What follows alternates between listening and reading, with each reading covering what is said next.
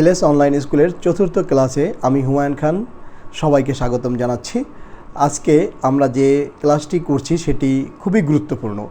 বিশেষ করে এটির সাথে প্রথম, দ্বিতীয় এবং তৃতীয় ক্লাসটি খুবই গুরুত্বপূর্ণ ছিল, বিকজ অফ এটা একটা কানেক্টেড একটা লেসন, যে প্রথম ক্লাস, দ্বিতীয় ক্লাস এবং তৃতীয় ক্লাস। যদি কেউ প্রথমটি না বুঝে থাকে তাহলে কিন্তু সে দ্বিতীয়টি বুঝবে না, আর যে কেউ দ্বিতীয়টি না বুঝে থাকে সে তৃতীয়টিও বুঝবে না, আর তৃতীয়টি যদি না বুঝে থাকে চতুর্থটি বুঝবে না। তার মানে এটা একটা কানেক্টেড ওয়েব, জালের মতো। তার মানে একটা জালের যদি এক সাইড ছিঁড়ে যায় তাহলে আর এক সাইড কোনো কাজ করতেছে না। ঠিক আমাদের এই ক্লাসটি এরকমই। এলএস অনলাইন স্কুলের যে একটা, এই যে আমরা বলছি ইউনিক, আমরা বলছি যে এটা খুবই ইজি ওয়ে লার্নিং সিস্টেম, এবং সেটা কিন্তু এখানে অলরেডি আমরা ইতিমধ্যে দেখিয়েছি যে আমাদের ডিফারেন্ট কিছু আমরা নিয়ে আসছি। এটা কিন্তু অন্যান্য একাডেমির সাথে আমাদের যে লেসনগুলি, প্ল্যানগুলি, এগুলো কোনোভাবেই মিলবে না। আর বিশেষ করে আমি যে 10 বছরের এক্সপিরিয়েন্সে আমি যে আমার একটা আইডিয়া এখানে গেদার করেছি, এটা টোটালি ডিফারেন্ট। এবং আশা করি যে এই রকম এই সিস্টেমটা আসলে আমরা চ্যালেঞ্জ করেই বলতে পারি যে এটা বাংলাদেশের কোনো বই কিংবা কোনো কারিকুলাম এরকম একটা সিলেবাসকে প্রণয়ন করেনি এবং দেয়নি। সুতরাং আমরা এই যে সামনের ক্লাসগুলিও আসবে ঠিক এরকমই ডিফারেন্ট কিছু আসছে, এবং সাথে সাথে আমরা ছন্দ, গল্প এবং আমাদের ল্যাঙ্গুয়েজ টেকনিক, আমাদের ল্যাঙ্গুয়েজের সিস্টেম সব কিছুই ডিফারেন্ট হবে আশা করি। এবং বিশ্বাস করি যে আসলে 12 থেকে 14টি ক্লাস যদি কেউ করে এবং যদি সে প্রতিদিন 1 আওয়ার বাসায় বসে প্র্যাকটিস করে, সে একজন, আমি বলবো যে he is the partner, he is the main ambassador of ELS, এরকম কিছু একটা হয়ে যাবে। সুতরাং don't worry and practice daily and follow our lesson. বিশেষ করে আমার যে টেকনিকগুলো বা যে এই যে প্রথম, দ্বিতীয়, তৃতীয় ক্লাসের যে ইউনিক কনসেপ্টগুলো আমি নিয়ে এসেছি, এই কনসেপ্টগুলো আমি কিন্তু এই বইটা থেকে নিয়েছি। সুতরাং এই বইটি যারা সংগ্রহ করবে, এবং এই বইটি কিন্তু আমারই লেখা, এবং আমি বইটি কিন্তু যে আমার ইউনিক আইডিয়া নিয়ে লিখেছি। সুতরাং এই বইটি যদি সংগ্রহ করো তাহলে আশা করি এখান থেকে যে আইএলসের যে বিশেষ করে একটা লিসেনিং, রিডিং, রাইটিং এবং স্পিকিংয়ের টোটাল একটা বিষয় এখানে কভার করা হয়েছে। টোটালি আমি এখানে একটা কনসেপ্ট দিয়েছি, এই বইটার মধ্যে আছে সব কিছু লেখা। আর এখানে আমরা যে আলোচনা করেছি তা শুধু স্পোকেনের জন্য, বাট আমি যে এখানে যে একটা সিলেবাস বা ক্লাসগুলো নিয়েছি এটা শুধু স্পোকেন, বাট এখানে এই বইটা কিন্তু একবারে টোটালি 4টা বিষয় কভার করতেছে। সেটা হচ্ছে যে লিসেনিং, স্পিকিং, রিডিং এবং writing. So collect this book to get the all idea এবং অল টপিকস অ্যান্ড সাবজেক্টস। ওকে, যাই হোক, আজকে আমরা আমাদের লেসন শুরু করছি বেশি কথা না বাড়িয়ে। তো ডিয়ার লার্নার্স, দেখো এখানে এইটা নিয়ে কিন্তু অনেকেই বলে হুমায়ুন স্যার আমরা এটা বুঝি না, এই যে বিশেষ করে ভার্বগুলো। এবং আমি দেখেছি যে যত স্টুডেন্ট আমার লাইফে, আমি যখন এই পর্যন্ত অনেক স্টুডেন্ট, কয়েক হাজার স্টুডেন্ট পড়িয়েছি, তাতে আমি দেখেছি যে এইখানেই সবার প্যাচ লাগে। বিশেষ করে যখন আমি অনার্স এবং ডিগ্রির স্টুডেন্টও পড়িয়েছি তখন দেখি যে ডু ব্যবহার করে না। আমি আসলে এগুলোকে বলি ছেলেমেয়ে। তার মানে ডুটা হচ্ছে প্রেজেন্ট ইনডিফিনিটের ছেলেমেয়ে, অ্যামিজার হচ্ছে প্রেজেন্ট কন্টিনিউয়াসের ছেলেমেয়ে, হ্যাভ হচ্ছে প্রেজেন্ট পারফেক্টের ছেলেমেয়ে, হ্যাভ বিন হচ্ছে প্রেজেন্ট পারফেক্ট কন্টিনিউয়াসের ছেলেমেয়ে, ডিড পাস্ট ইনডিফিনিটের ছেলেমেয়ে, ওয়াজ আর পাস্ট কন্টিনিউয়াসের, হ্যাড পাস্ট পারফেক্ট টেন্সের হ্যাড, এবং হ্যাড বিন হচ্ছে পাস্ট পারফেক্ট কন্টিনিউয়াসের। শ্যাল উইল, যেখানে আমরা শুধু এখন বর্তমানে উইল ব্যবহার করি, future indefinite, shall be will be future continuous, shall have will have future perfect tense, এবং shall have been will have been future perfect continuous. এই যে কত তাড়াতাড়ি আমরা যে ভার্বের ব্যবহারটা শিখাই, তোমরা দেখো বিভিন্ন ক্লাসে, কলেজে বা বিভিন্ন টিচারের কাছে যখন পড়ো, দেখবা যে এটাকে পেশায় তোমাদের 10 মাসও লাগাই দেয়, 1 বছর, 5 বছর, 7 বছরও লাগে। আমি যখন কলেজে চাকরি করতাম দেখছি যে ইন্টারমিডিয়েট 10 বছর শিখাচ্ছে, তারপরে এই ভার্ব বলতে পারে না। বিশেষ করে তারা স্পোকেন করতেই পারে না, বিকজ অফ তারা তো এই যে ভার্বের ব্যবহারটা জানে না। তো যাই হোক, এই দেখো ডু নট এবং ডাজ, এটা নেগেটিভ ফর্মে কাজে লাগে, বিকজ অফ এটা কিন্তু ওই যে বলছিলাম যে প্রেজেন্ট ইনডিফিনিটের কোনো সন্তান নাই, পাস্ট ইনডিফিনিটেরও কোনো সন্তান নাই। এরা ধার করে সন্তান এনেছে, এবং এই ধার করছে কার জন্য? কোশ্চেন করার জন্য, নেগেটিভ করার জন্য, নেগেটিভ ইন্টারগেটিভ করার জন্য। আমরা এগুলো কিন্তু সামনের ক্লাসে নিয়ে আসতেছি। আমরা জানি একটা ভাষার এক্সপ্রেশন হয় কয়ভাবে? 4ভাবে, affirmative, negative, interrogative, negative interrogative. এগুলো কিন্তু আমরা ধারাবাহিকভাবে আমাদের 7ম, 8ম, 9ম, 10ম ক্লাসে আমরা নিয়ে আসবো। আবার বিশেষ করে কীভাবে আমরা অ্যাক্টিভ প্যাসিভ তৈরি করি, এগুলো আসবে। সুতরাং প্রত্যেকটা ক্লাসে ইএলএস অনলাইন ইউনিক এবং গুরুত্বপূর্ণ। So connected, B connected. তো যাই হোক, দেখো আমি এখানে লিখেছি কিন্তু আই ডু নট, আইয়ের পরে ডু নট হয়। এবং দেখো থার্ড পারসন সিঙ্গুলার, আমরা কিন্তু এটা বলেছি যে তুমি আমি ছাড়া, ভবে আছে যারা, থার্ড পারসন ছাড়া, এই তারা। তাহলে এখানে দেখো মিতা, এটা থার্ড পারসন সিঙ্গুলার নাম্বার, এই জন্য Mita does not like to read rhyme, Mita rhyme পড়তে পছন্দ করে না। তো যাই হোক, এম আছে এখানে, I am going to college, আমি কলেজ যাচ্ছি। ফিউচার, এখানে যখন আমরা কন্টিনিউয়াস টেন্স বলি তখন কিন্তু প্রেজেন্ট কন্টিনিউয়াস টেন্স আই এর পরে এম হয়, সি বা হি এর পরে ইজ হয়। এটা কিন্তু খুবই গুরুত্বপূর্ণ, এগুলো কিন্তু মাথায় না থাকলে আসলে পারা যাবে না। যেমন শির পরে কোনো দিন কেউ এম বলবে, শি এম না, শি ইজ, হি ইজ। আবার আর কোথায় প্লুরালে, দে আর, উই আর। তো এই যে দেখো, এটা কিন্তু তুমি যদি এক্সাম্পলগুলো পড়ো, বিশেষ করে আমার বইয়ের এক্সাম্পলগুলো যদি পড়ো, দ্যাটস এনাফ ফর স্পিকিং। যেমন I am going to college, আমি কলেজ যাচ্ছি, she is reading newspaper, সে নিউজ পেপার পড়ছে, হি ইজ রাইটিং নোট, সে নোট পড়ছে। এভাবে তুমি অসংখ্য বাক্য তৈরি করো। He is going to college, he is reading a note. এরকম তুমি পড়ো, হাজার হাজার সেন্টেন্স তৈরি করো, দেখবা যে এরকম সেন্টেন্স লিখতে গিয়ে অসংখ্য সেন্টেন্স। আর they are catching fish in the pond, তারা পুকুরে মাছ ধরছে। We are playing in the field, আমরা ফিল্ডে খেলাধুলা করছি। এবারে হ্যাভ হ্যাজ আসো প্রেজেন্ট পারফেক্ট টেন্সে, যেমন আয়ের পরে হ্যাভ বসে, উইর পরে হ্যাভ বসে, কিন্তু হি এবং সি এর পরে হ্যাজ বসে। এই তো, তার মানে আমাদের কিন্তু মুখস্থ করতে হচ্ছে না। এবং আমি কিন্তু স্ট্রাকচারে বিশ্বাস করি না। দেখো স্ট্রাকচার বানাইছে কারা? এই সাবকন্টিনেন্ট, ইন্ডিয়া কিংবা বাংলাদেশিরা। আসলে ইংলিশ শেখার জন্য কোনো স্ট্রাকচার নাই। আর যারা স্ট্রাকচার মাথায় নিয়ে পড়ে তারা কোনো দিন ইংরেজি মুখস্থ রাখতে পারবে না। তার মানে বুঝতে হবে স্পন্টেনিয়াসলি উইথ দ্য সেন্টেন্স, সেন্টেন্সের সাথে মিশতে হবে, সেন্টেন্সকে আন্ডারস্ট্যান্ডিং করতে হবে। যেমন I have, we have, they have, এই তো আমাদের হয়ে গেল কোথায় হ্যাভ বসে। কিন্তু হি আর শি যদি একজন হয় এবং থার্ড পারসন হ্যাজ বসে, এখন আমি মনে করি he has, she has, Mita has, Rita has, কারণ সবাই থার্ড পারসন। তার মানে তোমার আইকিউকে কাজে লাগাও, যে হ্যাজ কেন বসলো, হ্যাভ কেন বলো, কোশ্চেন করো আমাদের গ্রুপে যে হ্যাভ হ্যাজ কেন বসলো। তখন কিন্তু তুমি কিন্তু নিজে নিজে পেয়ে যাবা যে হ্যাঁ ঠিকই তো, হি থার্ড পারসন হ্যাজ বসছে, শি হ্যাজ বসছে, মিতা হ্যাজ বসবে, রিতা হ্যাজ বসবে। কিন্তু প্লুরাল যেমন we have, I have, they have, তারপরে হচ্ছে মিতা অ্যান্ড রিতা হ্যাভ। তাহলে এই যে দেখো প্লুরালে হ্যাভ বসছে, তারপরে একবারে কিন্তু ইজি। তাহলে প্রতিদিন অন্তপক্ষে আমাদের যে 5 দিন হাতে সময় আছে, এই তুমি ভাববে যে হুমায়ুন স্যার একদিন ক্লাস নিচ্ছে 30 মিনিট 40 মিনিট, বাকি 5 দিন আমি কী করবো, এটা তো আমার 10 মিনিটের পড়া। না না, এটা 10 মিনিটের পড়া না। তুমি একদিন অন্তপক্ষে হ্যাভ হ্যাজ নিয়ে পড়ে থাকো এক রাত, তুমি অ্যামিজার নিয়ে পড়ে থাকো এক রাত, তুমি হ্যাভ বিন হ্যাজ বিন নিয়ে পড়ে থাকো এক রাত, ডিড নিয়ে পড়ে থাকো এক রাত বা 1 ঘন্টা, তাহলে তো তুমি দেখবে যে অনেক পড়া এখানেও। তোমরা ভাবতেছো পড়া নাই, এইটাই আমরা মনে করি খরগোশের মতো একটা লাভ দেওয়ার চেষ্টা করি, বাট এক লাভে তো আসলে বেশি দূর যাওয়া যায় না। তো যাই হোক, এখানে হ্যাভ বিন, এই দেখো they have been building a building, এই যে তারা একটা বিল্ডিং, এই যে বিল্ডিং মানে এখানে নির্মাণ করা ভার্ব, এবং তারা একটা বিল্ডিং তৈরি করতেছে। তারপর হচ্ছে কি we have been walking in the garden, আমি যে আমরা বাগানে হাঁটতেছি, এই হ্যাভ বিন দেখো। কিন্তু হ্যাজ বিন কোথায় বসে? ওই যে একটা কথা বলেছিলাম যে থার্ড পারসন সিঙ্গুলার হলেই হ্যাজ বিন বসে, যেমন Mita has been, Rita has been. দেখো আইডিয়া কত ইজি, যে এইটার সাথে এটা কত কানেক্টেড। আর যার একটা ভার্ব তার তো আর কোনো কথা নাই, যেমন এক ছেলে, এক বাবার এক ছেলে, তাহলে ওই বাবার যদি সম্পত্তি থাকে, বাড়ি গাড়ি, আরও যদি থাকে মনে করো কয়েকটা ফ্ল্যাট, তাহলে ওই ছেলে তো সব সম্পত্তি পাবে। কিন্তু তার যদি ছেলে মেয়ে 3 জন হইতো, তাহলে একজনে পাইতো ফ্ল্যাট, একজনে পাইতো গাড়ি, একজনে পাইতো জমি, তো এরকম ভাগ করে দিত। কিন্তু এখানে দেখো ডিট একটাই, সুতরাং ডিট নিয়ে আমাদের কোনো প্যারা নাই। আইতেও ডিট, শীতেও ডিট, উইতে ডিট, হিতে ডিট, দেতে ডিট, একবারই যে।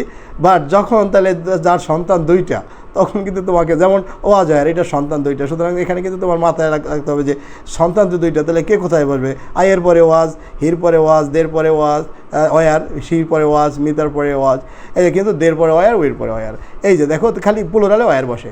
তার মানে এটা কিন্তু মনে রাখতে পারো, সিঙ্গুলার এবং ফার্স্ট পারসন কিংবা থার্ড পারসনে সিঙ্গুলারে ওয়াজ বসে, প্লুরালে ওয়ার বসে। একবারই যে they were walking in the field, সেন্টেন্সগুলি পড়ো, পরে হুমায়ুন স্যারকে শোনাও যে, এবং 1 মিনিটের মধ্যে 10টা সেন্টেন্স বলার চেষ্টা করো। এই তো স্পিকিং। যেমন I was listening the news from BBC, he was calling me when I was in the market, she was taking dinner at the time, মেদা ওয়াজ সিঙ্গিং এ সং। এরকম বলো, মুখের জড়তা কেটে যাবে। They were walking in the field, we were doing the work in the field. এরকম বারবার বলো, এক গ্রুপে পোস্ট করো যে হ্যাঁ ঠিক আছে, আমি 10টা সেন্টেন্স 1 মিনিটে বলেছি গড়ি ধরে। তো যাই হোক, হ্যাড, এই যে হ্যাড একটা হেল্পিং ভার্ব, সুতরাং হ্যাড কিন্তু একজনেরই, একটা ছেলে, তাহলে ও I had, they had, she had, we had, সব জায়গায় হ্যাড। এটা নিয়ে কিন্তু প্যারা নাই। তার মানে তোমার মাথায় রাখতে হবে যে হেল্পিং ভার্ব ডাবল পার্টকার, এই যে হ্যাড বিন, এটা নিয়েও কোনো প্যারা নাই। আমি এটা আলোচনা করবো না। শ্যাল উইল, এখানে এইবার একটা ফিউচার, যেটা আধুনিক ইংলিশ, যে আইয়ের পরে উইল, হির পরে উইল, দের পরে উইল, সের মানে সব কিছুতে উইল। সুতরাং ফিউচার নিয়ে আমার কোনো ভাবনা নাই। অর্থাৎ ফিউচার শিখবো আমি 1 সেকেন্ডে, মানে I will, they will, she will, he will, কোনো প্যারা নাই। হুইল সব জায়গায় উইল, সব জায়গায় উইল। বাট খালি তোমার প্যারা হবে কোনটায়? এই হ্যাড বিন নিয়েও প্যারা নাই, হ্যাড নিয়েও প্যারা নাই। শুধু প্যারা যেটা মনে রাখা একটু ক্রিটিক্যাল হয়ে যায়, ওয়াজ ওয়ার। এই ওয়াজ ওয়ারটাকে তুমি বারবার দেখো, আবার অ্যামিজারকে বারবার দেখো, হ্যাভ বিন হ্যাজ বিনকে একসাথে দেখো, ডুডাসকে একটু দেখো, হয়ে গেল পড়া। তার মানে পড়াটা কিন্তু খুবই ইজি, এবং টেকনিক্যালি যদি না বুঝো তাহলে অবশ্যই কোশ্চেন করবে। আচ্ছা যাই হোক, এবার আমরা কিন্তু অক্সিলারি ভার্বের মধ্যে জেনেছি যে 12টা টেন্সের, বাট আরও কিছু অক্সিলারি ভার্ব আছে, এই যেমন can, could, will, would, may, might, must. এই যে এগুলোর কিন্তু অবশ্য কোনো ওই যেরকম কার পরে, মিতার পরে ক্যান বসাবো না কুড বসাবো, হ্যাঁ প্রেজেন্ট ফর্মে ক্যান বসাবো, পাস্ট ফর্মে মিতা যেমন কাজটি করতে পারতো, Mita could do the work, আর মিতা কাজটি করতে পারে, Mita can do the work. এখানেও কিন্তু কোনো ঝামেলা নাই যে কার পরে আইয়ের পরে ক্যান, নাকি দের পরে ক্যান, নাকি হির পরে ক্যান, না।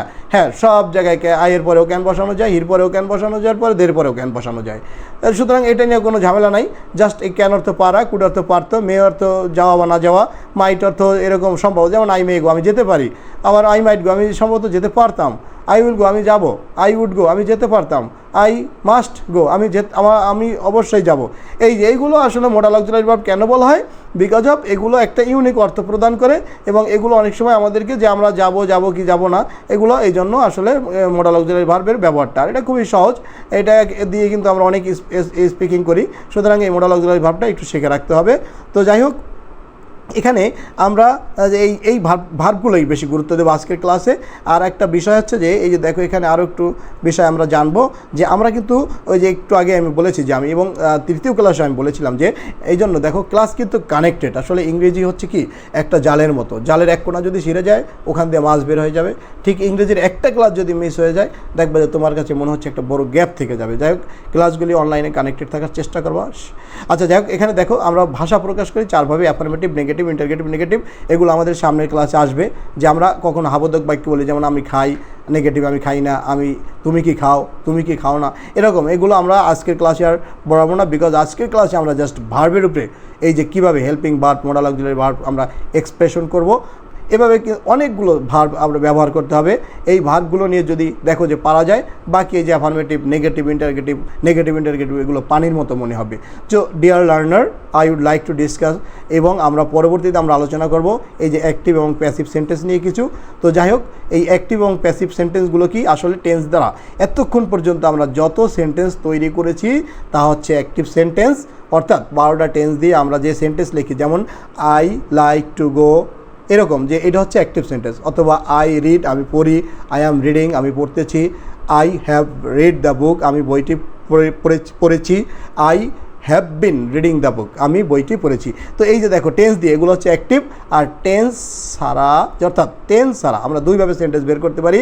দেখো এই 6টা টেন্সের হেল্পিং ভার্ব ব্যবহার করে যদি আমরা সেন্টেন্স গঠন করি, সেগুলো হচ্ছে প্যাসিভ সেন্টেন্স। প্যাসিভ সেন্টেন্স নিয়ে আমাদের একটা স্পেশাল ক্লাস থাকবে ELS অনলাইন স্কুলে। আশা করি তোমরা সেই ক্লাসে কানেক্টেড থাকবে। আজকের জন্য ক্লাসটি মনোযোগ সহকারে শোনার জন্য সবাইকে ধন্যবাদ। আশা করি ইউনিক কনসেপ্ট পাবে ELS অনলাইন স্কুল এই আমাদের এই গ্রুপ থেকে, বিশেষ করে আমাদের এই স্কুল থেকে। So connected with us and share with your friends. যদি ভালো লাগে অবশ্যই কিন্তু তোমরা বলবে যে ELS অনলাইন স্কুল একটি বেটার লার্নিং প্ল্যাটফর্ম, যেখানে একটা গ্রুপ, একটা ইউনিক গ্রুপ কাজ করতেছে এবং তোমাদের ভালো কিছু দেওয়ার জন্য। আসলে আমাদের শিক্ষা এটা নন প্রফিট অর্গানাইজেশন, আমরা এখানে প্রফিট নিয়ে কোনো কাজ করতেছি না। যাই হোক, এটা একটা মানব সেবার মতো আমরা এগিয়েছি। সবাইকে, বিশেষ করে প্রত্যন্ত অঞ্চলে যাদের ইংরেজি ভালো শিক্ষক নাই, তাদের কাছে লার্নিংটা পৌঁছে যাক, যে লার্নিং নাও লিডিং টুমরো। ডিয়ার লার্নার্স, একটি মেসেজ দিতে চাই সবাইকে, সেটি হচ্ছে যে এই আমরা কিন্তু স্পোকেনের যে কোর্স ম্যাটেরিয়াল, এটা কিন্তু আমরা সবাইকে ফ্রি দিচ্ছি, এবং এখানে কিন্তু আমাদের কোনো পে করতে হচ্ছে না কারো। আর তবে একটা কথা বলতে চাই যে স্পোকেন ছাড়াও যারা বিশেষ করে হায়ার স্টাডিজের জন্য বিদেশ যেতে চাও, কিংবা IELTS করতে চাও, কিংবা ইংলিশটাকে বিস্তরভাবে জানতে চাও, আমি মনে করি যে এই বইটির বিকল্প আসলে কিছুই নাই। এই বইটি কিন্তু আমার টোটালি একটা ইউনিক কনসেপ্টে লেখা। সুতরাং এই বইয়ের মধ্যে এমন কিছু আইডিয়া আছে, এমন কিছু শর্ট টেকনিক আছে, যে টেকনিকগুলো অন্য কোথাও নাই, এবং অনেকেই এটার এমন ফিডব্যাক দিয়েছে যে না স্যার, বইটি আসলে এমন একটা ছোট বই হলেও এটার মধ্যে এমন একটা জিস্ট আছে ইংলিশের, যে জিস্টটি আসলে আমাদের IELTS-এর জন্য, কিংবা আমাদের হায়ার স্টাডিজের জন্য, আমাদের ইংলিশ স্পোকেনের জন্য, রিটেনের জন্য এবং রিডিংয়ের জন্য খুবই কাজে লাগছে। সুতরাং আর বিশেষ করে দেখো এই বইটি কিনলে এখানে একটা গুরুত্বপূর্ণ মেসেজ আছে, সেটি হচ্ছে যে আমরা যারা গ্রামের, যারা খুব প্রত্যন্ত অঞ্চলে যে গরিব ছেলেমেয়েগুলি আছে, যারা বিশেষ করে খাতা কলম কিনতে পারছে না, বিশেষ করে বই, বা তারা বই কিনে লেখাপড়া করতে পারছে না, আমরা কিন্তু তাদের কাছে এই বইয়ের একটা অংশ এই বইয়ের একটা অংশ আমরা কিন্তু পৌঁছে দিচ্ছি তাদের হাতে। এবং এরকমও কিন্তু আমাদের বিশেষ করে আমাদের টিম তাদের নিয়ে কাজ করছে এবং আশা করি ভবিষ্যতে এরকম দেখতে পারবে যে ELS অনলাইন স্কুল থেকে যে আমরা ডোনেট করতেছি গরিব বাচ্চাদেরকে। তুমি এই বইটি কেনা মানে শুধু তুমি একাই যে ইংরেজি শিখছো, সব কিছু জানছো এমন না, তুমি কিন্তু ওই গরিব একটা ছেলেমেয়েরও পাশে কিন্তু তুমি দাঁড়াতে পেরেছো ELS অনলাইন স্কুলের মাধ্যমে। সুতরাং এই বইটির মাধ্যমে কিন্তু তুমি সেই প্রত্যন্ত অঞ্চলের মানুষের কাছে তুমি কিন্তু তোমার একটা হাত চলে গেছে। সুতরাং আমি মনে করি যে এই বইটি তোমাকে যেমন একটা নলেজ বা ইংলিশের যে একটা আইডিয়া দিচ্ছে যেরকম, পাশাপাশি কিন্তু তোমার একটা ডোনেশনও চলে যাচ্ছে একটা গরিব মানুষের হাতে। তো যাই হোক, আমরা শিক্ষার জন্য কাজ করছি, শিক্ষার বিস্তারের জন্য আমাদের স্বপ্ন। এই স্বপ্নতে কিন্তু তুমিও স্বপ্ন সারথি হতে পারো বইটি কেনার মাধ্যমে। তো সবচেয়ে গুরুত্বপূর্ণ একটা মেসেজ হলো যে শুধু বই কেনা না, ইংরেজি জানা, বিশেষ করে আমাদের যে প্রত্যন্ত অঞ্চলে একটা শিশুর পাশে দাঁড়ানো, এটা কিন্তু আমাদের সারা জীবনের একটা মহৎ কাজের অংশ হয়ে থাকবে আমাদের জীবনের জন্য। সুতরাং আমি মনে করি যে এই বইটি, এবং তোমরা আশা করি কেনার পরও ফিডব্যাক দিবে, আর যারা এই বইটি অবশ্যই নিতে চাও তারা আমাদের ELS অনলাইন স্কুলের ফেসবুক পেজে গিয়ে ইনবক্সে নক করবে যে স্যার আমরা বইটা নিতে চাই। আমরা ক্যাশ অন ডেলিভারিতে এই বইটি আমাদের গ্রুপ তোমাদের কাছে যথাযথভাবে এবং যথাসময়ে পৌঁছে দিবে, দেশ এবং বিদেশে হোক। তো যাই হোক, আমাদের সাথে আমরা বিশ্বাস করি ELS অনলাইন স্কুল একটি নন প্রফিটেবল অর্গানাইজেশন। এটার স্বপ্ন সারথি একদিন বাংলাদেশে আনাচে কানাচে সবাই দেখবে এবং ছেয়ে যাবে সবার হাতে। এই বিশ্বাস আমাদের টিম এটা নিয়েই কাজ করতেছে। সবাইকে অসংখ্য ধন্যবাদ।